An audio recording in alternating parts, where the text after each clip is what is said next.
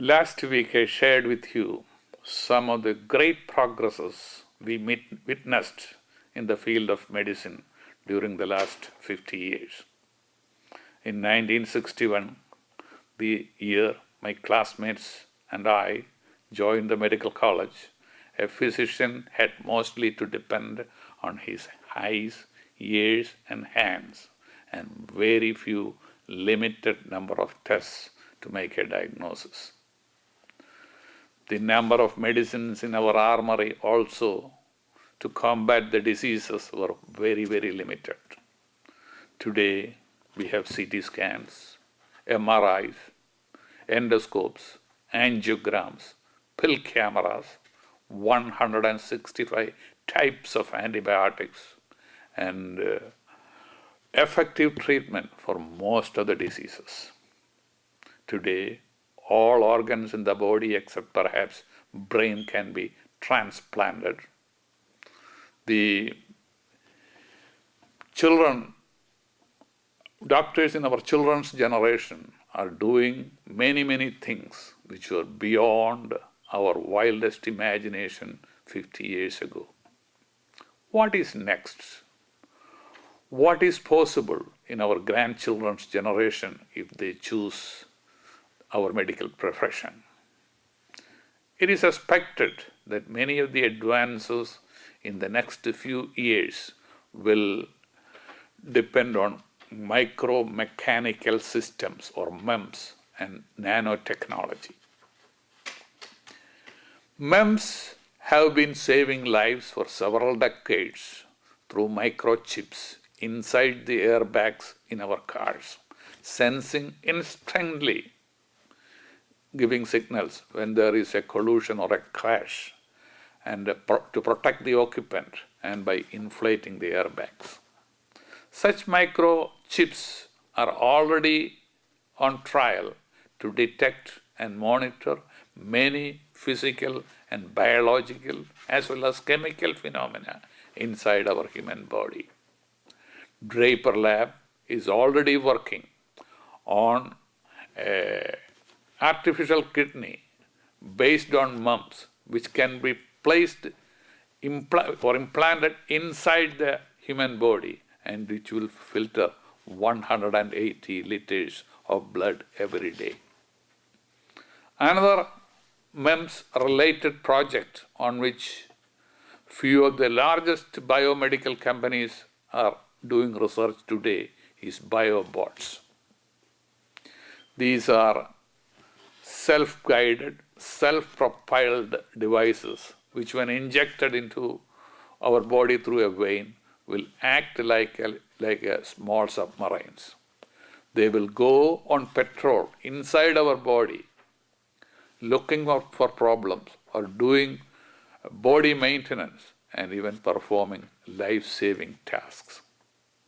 Progress will also come from the stem cell research in the next few years.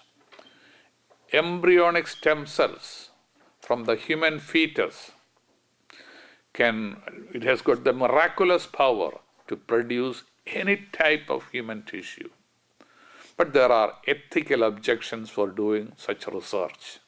But research in many companies are progressing where any cell in the body can be converted to adult stem cells, which in turn can produce any other human tissue.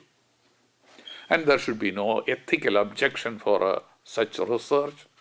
So in the future, when medicine needs body parts like heart, lungs, liver, they will be harvested by bioscience. They will ultimately replace mechanical substitutes like artificial kidneys and artificial lungs and many other things. Recently, the large US companies have invested about $1 billion on such research.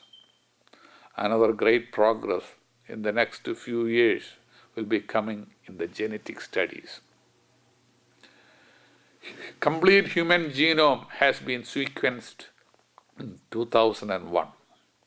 It is expected that in the next 5 or 7 years, doctors may be able to study the whole genome, the whole genes of a patient from a drop of saliva.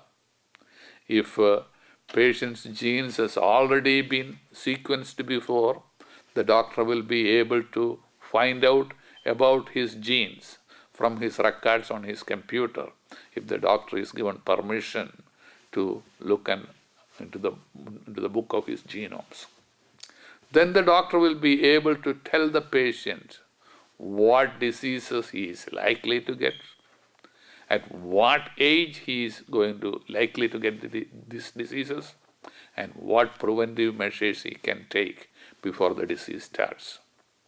These genome studies are already helping doctors to decide what medicine to give depending upon the genetic type of the patient, especially they are trying it for chemotherapy for cancer patients.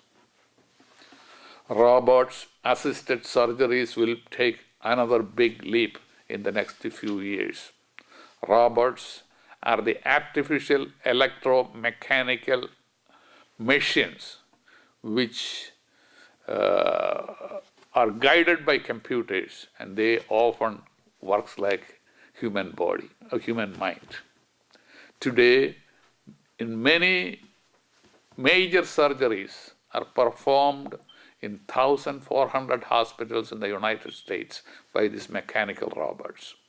In January 2009, all robot-assisted kidney transplant was performed in a New Jersey hospital. Last year, 85,000 American men had surgery for their prostate cancer, out of which 86%, that is 73,000 prostate cancer surgeries, were performed by robots and not by human hands. Today, surgery run by robots are a little more costlier than those done by the human hands, because the robots, like the most popular Da Vinci robot, will cost $2 million for the hospital to buy. Prices are expected to come down in the next few years as it becomes more common use. Last year, the Indian-born pediatric urologist, Dr. Mohan Gundweti, have in our University of Chicago here performed the first robot-assisted neurogenic bladder reconstruction surgery. The long, complicated surgery was performed on a 10-year-old girl by the robot in half the time it would have taken if it was performed by the human hand. Mohan was sitting on the corner of the operating room, and he was working on his computer console to guide the multiple arms of the robots as if he was playing with the joystick in a computer game. US Army is doing research to develop telesurgeries where surgeon can sit miles and miles away from the dangerous war zones and perform surgery through robots on an injured surgeon. It is quite conceivable that in the next few years, a surgeon could sit here in Chicago and perform a surgery on a patient in India or vice versa. I'll tell you my first encounter with a robot doctor about 3 years ago. One day I was walking inside the hospital and unexpectedly I saw a mechanical robot walking along my side. To my surprise, the robot started talking to me. "Good morning, Dr. Roy Thomas. I am going to see your patient in room number 224, and if you want, you can follow me."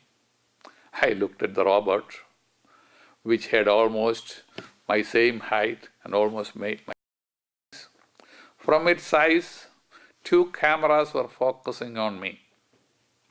Inside a small TV at the top of the robot, I saw our neurosurgeon waving his hands at me. I followed the robot. A robot went into room 224, talked to my patient, examined him, discussed the case with me, and gave new orders. While all these things were happening, The neurosurgeon I was talking to inside the TV was sitting 20 miles away at his home, and he was doing all these things on his computer console. Today, in 800 hospitals in America, they use robot doctors. University of Chicago has plans for a general medicine clinic, cyber clinic, run by robots, which will have the professional standards of a university clinic. When all these things are happening around me, I occasionally wonder, maybe instead of 1961, 2011 would have been the ideal time for me to start the medical studies. Then I am reminded what Ecclesiastes wrote in Bible 2500 years ago. There is a season for everything under the sun. There is a time to be born, and a time to die, a time to plant, and a time to uproot, a time to heal, and time to give up. So I console myself. It is not mine. It is my children's and my grandchildren's turn now. But all of us in our batch of 1961 are grateful to the good Lord that He allowed us to practice the art of medicine as we knew best in our time. This is Dr. I.P. Thomas from Chicago. We'll see you next week also at the same time.